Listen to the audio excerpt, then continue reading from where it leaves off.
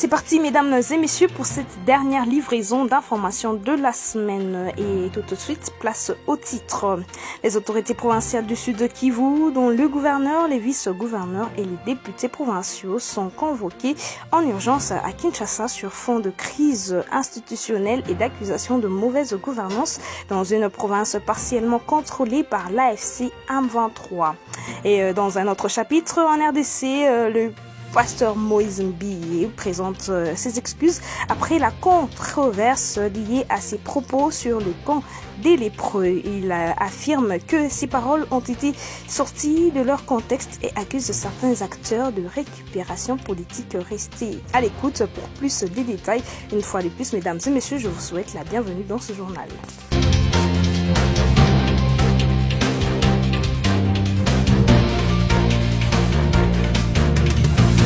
Commençons par cette brève. Le ministère de l'Intérieur, Sécurité et Affaires coutumières a convoqué à Kinshasa le gouverneur, le vice-gouverneur ainsi que les députés provinciaux du Sud Kivu sur des consultations urgentes selon un message officiel daté du 15 mai 2026. Cette décision intervient dans un contexte de tension au sein des institutions provinciales marquée par une crise de leadership et des accusations de mauvaise gouvernance visant le gouverneur, notamment les soupçons de détournement de fonds et d'implication dans des affaires liées à l'exploitation minière. Depuis les débuts de l'année 2025, une partie du Sud Kivu, y compris Bukavu, est sous contrôle de la coalition politico-militaire AFC M23 opposée au régime de Félix Tshisekedi.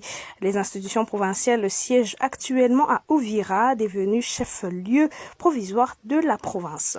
Autre actualité en bref, les anciennes plaques d'immatriculation AKN interdites de circuler, elles sont jugées obsolètes. Le gouvernement provincial de Kinshasa lancera ce mercredi 20 mai 2026 les opérations de contrôle pour la nouvelle plaque d'immatriculation. Tous véhicules automoteurs sont demandés de se conformer à la nouvelle décision pour l'enregistrement et la remise de la nouvelle plaque d'immatriculation auprès du ministère provincial des infrastructures, travaux publics, affaires foncières, urbanisme et habitat, selon un communiqué officiel.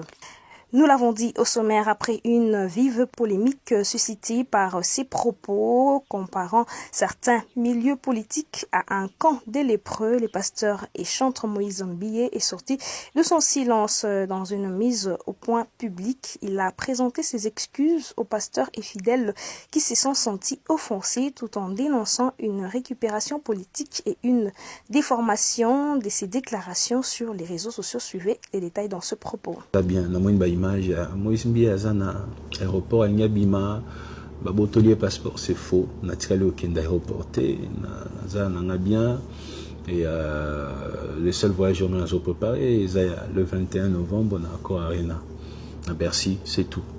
Le reste nazana Kinshasa, je suis en bonne santé na pesi merci mingi na ba continuer so ba soutenir na chef de l'État papa Félix et puis maman Denise, ma maman de tous les jours. Et merci beaucoup, merci. Et surtout, je vais remercier les jeunes de l'IDPS, les parlementaires debout. Vous vous rendez pas compte, mais Elobo Sali, c'est vraiment incroyable. Pourquoi? Parce que je voyais l'opposition, récupérer Malobananga, Ponako, Tchamakamo, comme bien Amitoa Batou. Mais lorsque vous avez parlé, on m'a dit que Batikal Nassoni, en tout cas, bande qu'on opposition, désolé, je ne suis pas de votre camp et je ne serai jamais Nakan Yabatio Soba Bundi Samboka. J'aime tellement ce pays. Je ne sais pas ceux qui bolimonanga pour Namboko et Fosusuna prouvé en haut.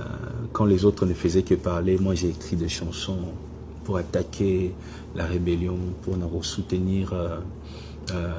Initiative, il y a gouvernement, initiative, il y a Fonarève.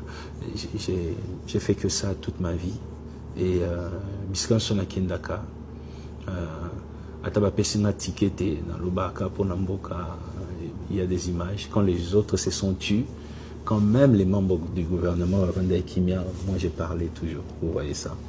Mais Zambazalokumu, Et je sais que Congolais va beau sanité, beau pour le Congo.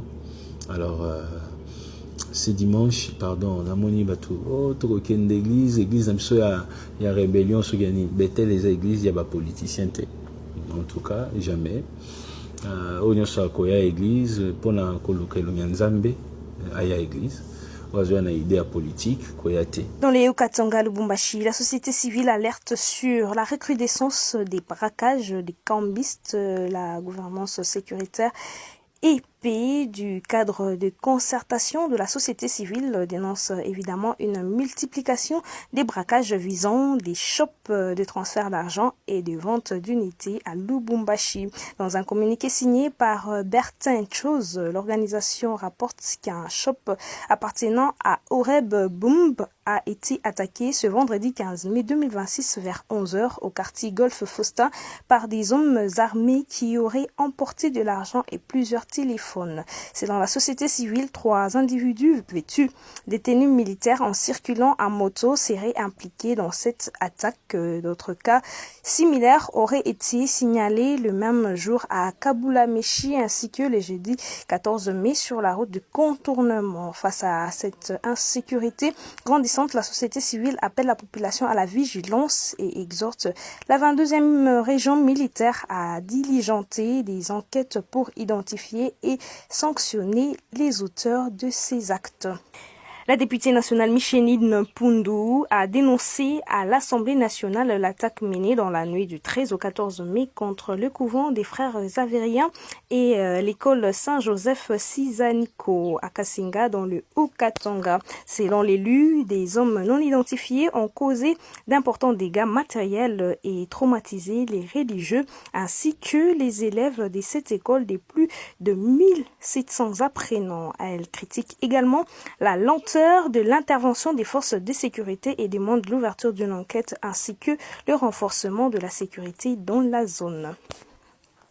Poursuivant cette session d'information, toujours dans les Haut-Katanga, lancement officiel, lancé officiellement ce 15 mai 2026 dans la salle Chibangu Chisiku par les recteurs de l'université de Lubumbashi, Gilbert Kishiba. Les journées portes ouvertes à la faculté des sciences agronomiques et environnement de l'UNILU sous les thèmes innovation, agropastorale et système alimentaire durable aux dynamiques du corridor de Lobito. Et c'est là en présence de plusieurs autorités provinciales saluant ce programme. Suivez les détails dans ce reportage. Placé sous le thème Innovation agropastorale et systèmes alimentaires durables face aux dynamiques du corridor de Lobito, les journées scientifiques de la faculté des sciences agronomiques et de l'environnement de l'université de Lubumbashi ont été officiellement lancées ce vendredi 15 mai 2026 dans la salle Monseigneur Chibangu Chishiku par les recteurs de l'UNILU, Gilbert Kishiba Fitoula. C'était en présence du ministre provincial de l'Éducation et Recherche scientifique, Max Pandé Kisimba, représentant personnel du gouverneur intérimaire Martin Kazembe Choula, dont l'engagement en faveur de la promotion de la recherche scientifique dans le Haut-Katanga a été salué par les participants.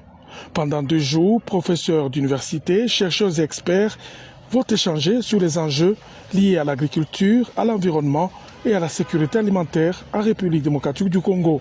Le recteur Gilbert Kishiba Fitoula a insisté sur l'importance de ces assises scientifiques dans la quête des réponses concrètes aux défis alimentaires, environnementaux et économiques auxquels le pays est confronté. En conférence inaugurale, 2 sous-thèmes ont été développés, notamment les défis de la souveraineté alimentaire en RDC face aux dynamiques économiques et minières par les professeurs Michel Ngongo et l'intelligence artificielle et les défis agricoles dans l'arc cupifère par le professeur Basile Mouginia. Ces journées scientifiques se poursuivront jusqu'au 16 mai 2026. Quittons les Haut-Katanga vers le Kasaï central, la cité de Mikalaï fait face à une avancée inquiétante de l'érosion qui menace habitations, écoles et infrastructures routières.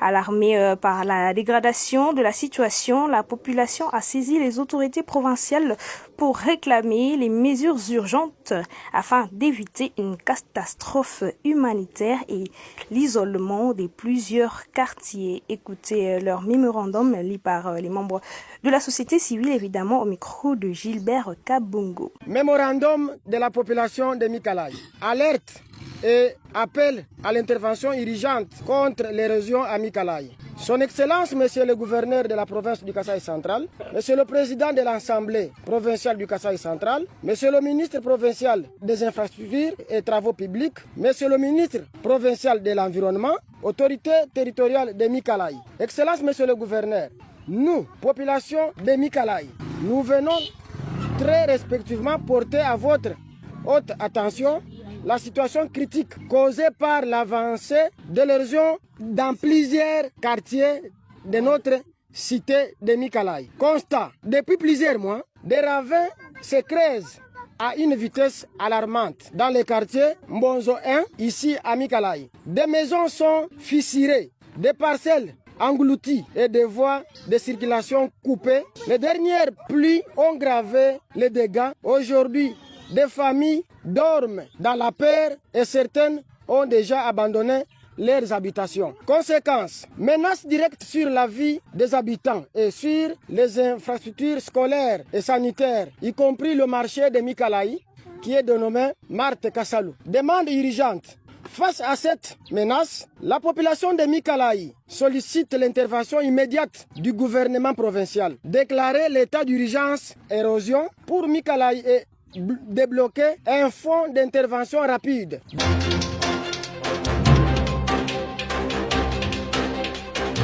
Et c'est par ici, mesdames et messieurs, que nous mettons fin à cette session d'information présentée par Nikez Oumba sous la coordination et la supervision de Christian Mouchampa. D'ici là, portez-vous bien et bon week-end chez vous.